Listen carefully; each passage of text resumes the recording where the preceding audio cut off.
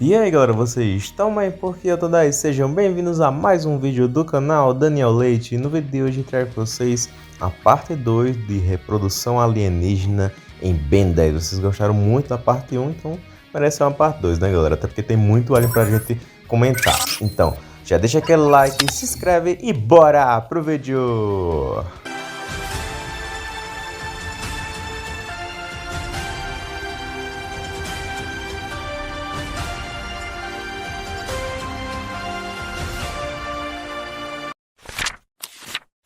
E caso você não viu a parte, eu vou deixar aí no card, beleza? Então vamos começar aqui com o cromático.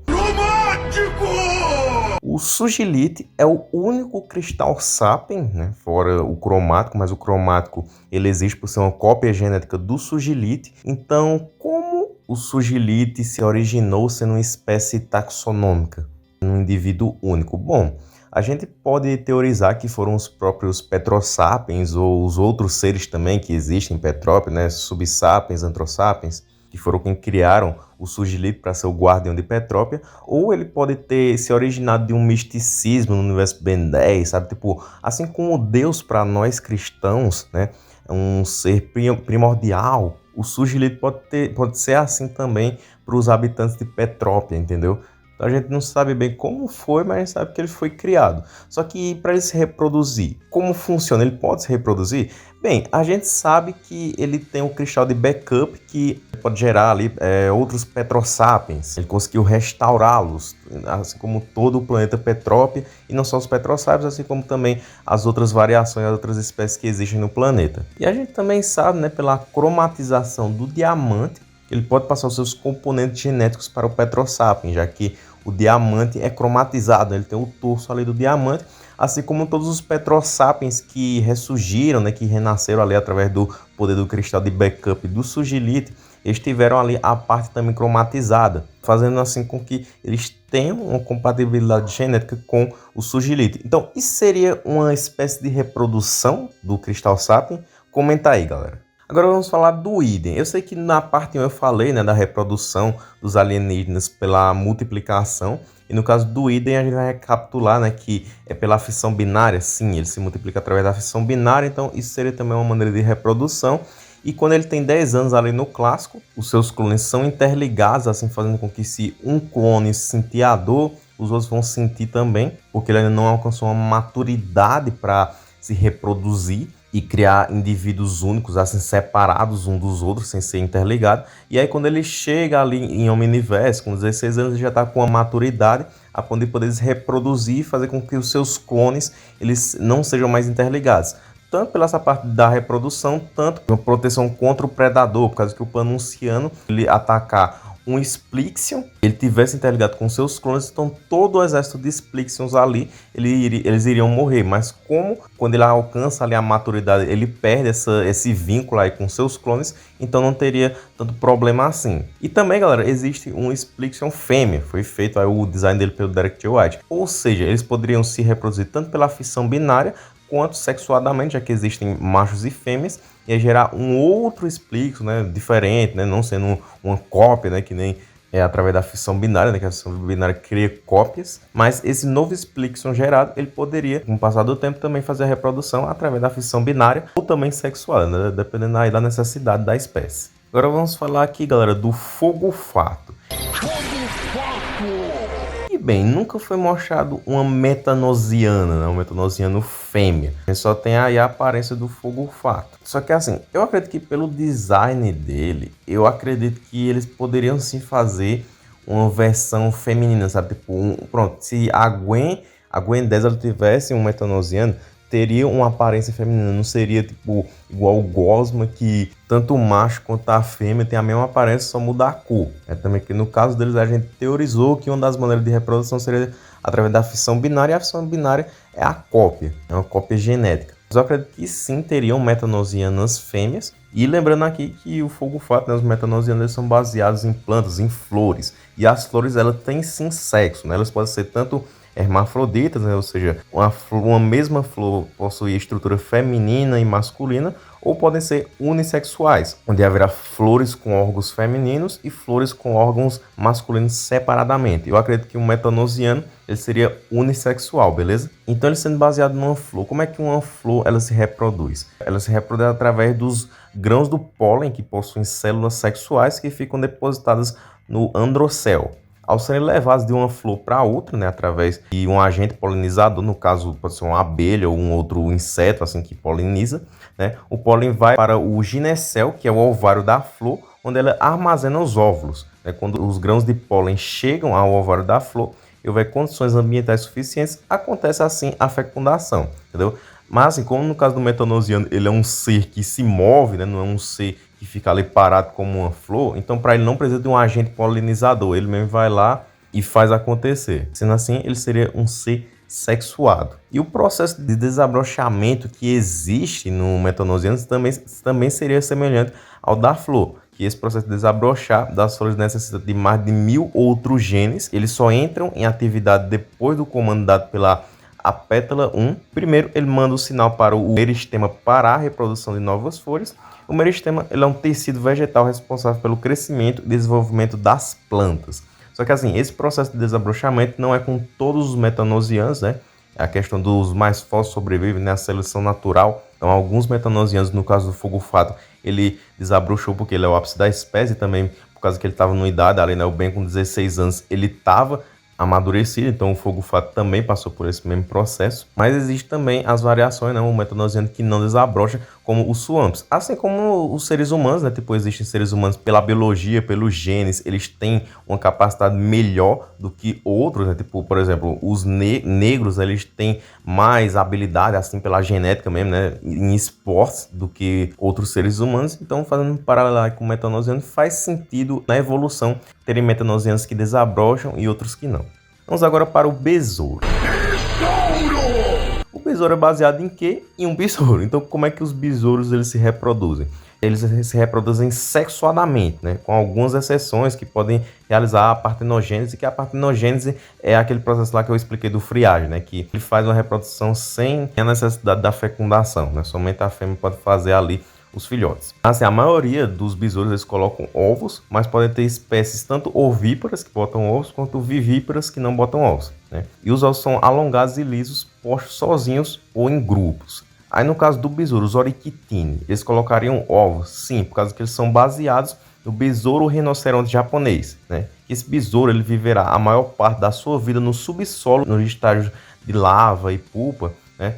Passando apenas cerca de 4 meses como um besouro real antes da morte. Os besouros machos normalmente morrem no outono após o acasalamento muitas vezes, enquanto os besouros fêmeas normalmente morrem logo após a postura dos ovos, pois a reprodução diminui sua vida útil. A luta ocorre entre os machos que competem por parceiros e território, e os ovos são colocados diretamente no solo, que eclodem em lavas que geralmente amadurecem em 1 ano, entendeu? Então, como o Ben 10 ele segue muito isso, né, da reprodução do alienígena ser baseado no animal, né, no ser que ele foi baseado, assim como os vaxassaurianos, né, são baseados em dinossauros, assim como os dinossauros botam ovos, eles botam também. Então, o besouro, né, os Orichitini sendo baseados em besouros rinocerontes japoneses, eles teriam o mesmo processo de reprodução.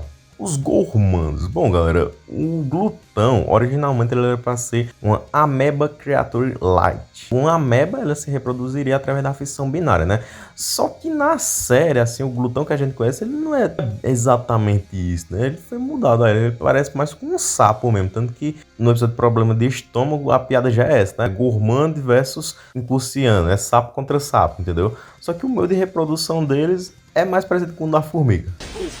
Tá, parece muito estranho fazer uma comparação assim, de que um ser que era para ser uma ameba creature-like, que é um sapo, tem uma reprodução que nem a da formiga, mas vocês vão entender como faz sentido. Porque assim, galera, existem aí os gormandos puros, turvos, e a terceira subespécie gormand seria a da rainha. E a gente viu que todos os gormandos ali, puros e turvos, eles são machos. A única que a gente viu que realmente é fêmea é a rainha, ou seja, Assim como as formigas, né, que a rainha, que a reprodução é realizada através da rainha e pelos machos, então seria aqui do mesmo jeito, tipo, se chegaria ali um gormando macho, que a reprodução aconteceria entre ele e a rainha, e aí nasceria um outro gormando, só que ela não consegue colocar a sua própria subespécie para frente, entendeu? Ou seja, é como se ela só tivesse a compatibilidade genética para gerar ou um puro ou um turvo, já que ela é a mistura das duas subespécies, então é compatível, para assim gerar um outro gormando puro ou turvo. Agora, a própria subespécie dela mesma, ela não consegue colocar para frente, isso é interessante.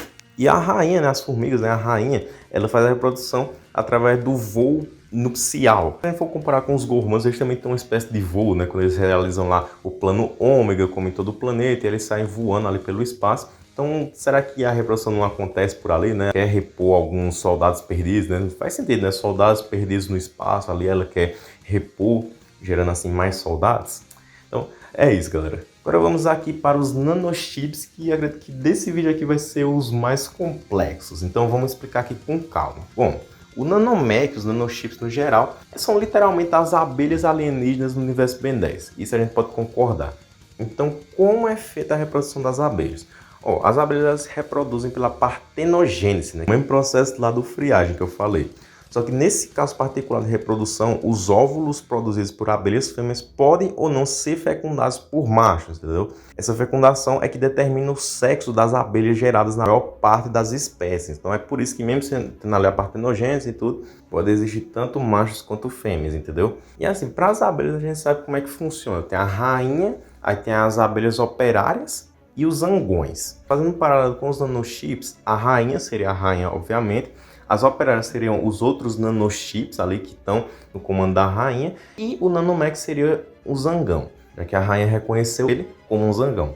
Mas como funciona a reprodução? Porque a gente sabe que os nanochips, eles funcionam como uma espécie de simbiose, né? A rainha fica lá hospedada, no caso do filme, é mostrada ela hospedada no Victor, e aí do Victor ela consegue gerar ali vários nanochips. Então será que ela colocaria ovos ou não, por causa que eles são gerados ali na hora e não mostra nenhum ovo assim eclodindo. Mas a gente tem algumas opções, como assim, a rainha ela estava ali num local que estava estratégico para ela comandar a sua colmeia, mas os ovos poderiam estar em outros locais do corpo do Victor, e aqueles chips que estavam sendo gerados ali, que estavam aparecendo ali, mandados pela rainha, seriam chips que já tinham eclodido, entendeu? Mas outros ovos estariam espalhados pelo corpo do Victor, que ainda não teriam fecundado, sabe? Sendo assim, dentre esses ovos poderiam existir até outros zangões. Ou também teriam outra opção que não tem ovo, e sim ela utiliza a própria energia do corpo do hospedeiro, no caso do Victor, para poder gerar os nanochips. É o que faz sentido, já que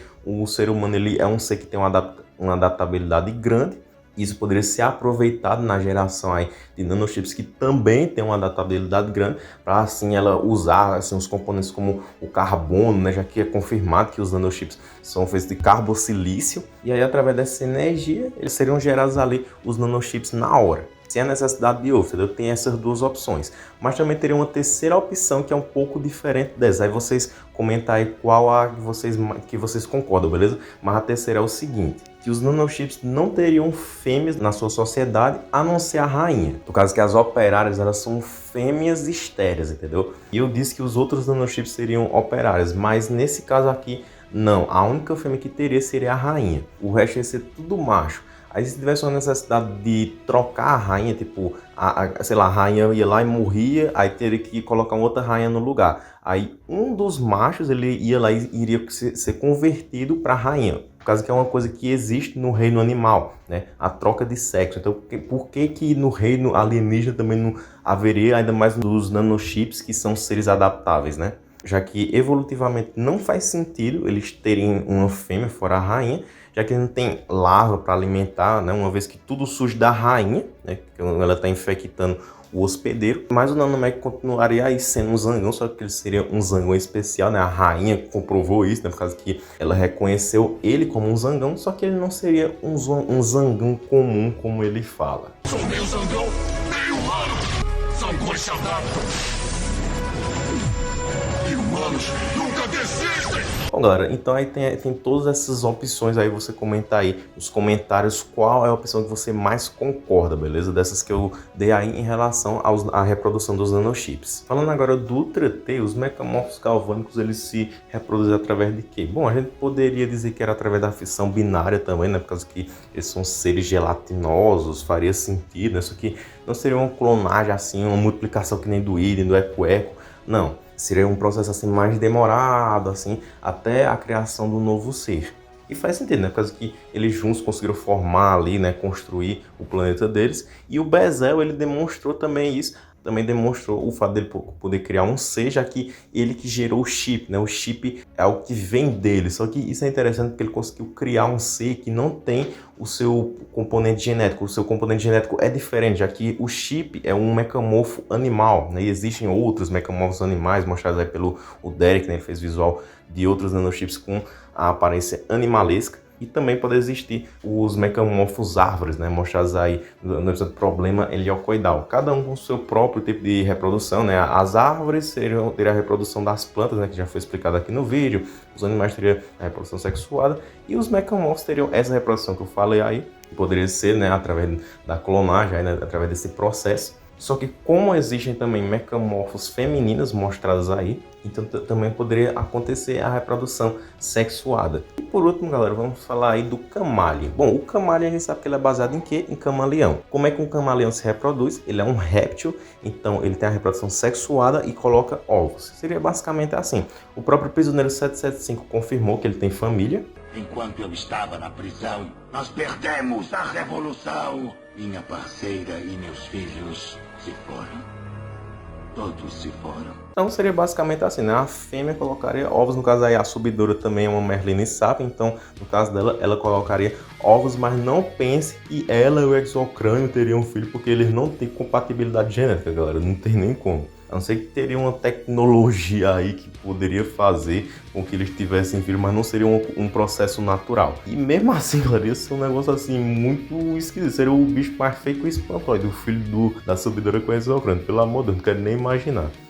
Mas assim, galera, se fosse um ser humano, né, ele teria compatibilidade genética com o exocrânio, teria, e também teria com a subidora, porque os seres humanos em Ben 10 têm adaptabilidade, então eles poderiam se reproduzir com várias espécies alienígenas, mas no universo Ben 10, viu, galera? Não pense que você aí que está assistindo esse vídeo, se chegar um ETzão aí, você vai poder fazer, não é assim que funciona na vida real, não. Só no universo Ben 10 mesmo a gente tem essas coisas muito massa. Então é isso, galera, esse foi o vídeo, espero que vocês tenham gostado. Comenta aí se vocês querem uma parte 3, que dá pra fazer? Dá sim. Tem muito ali que a gente ainda não falou e dá pra ter muita informação legal sobre Ben 10, aprender aqui a biologia do universo Ben 10. Então deixa aquele like, se inscreva no canal se possível, seja membro, ativa o sininho, falou e tchau!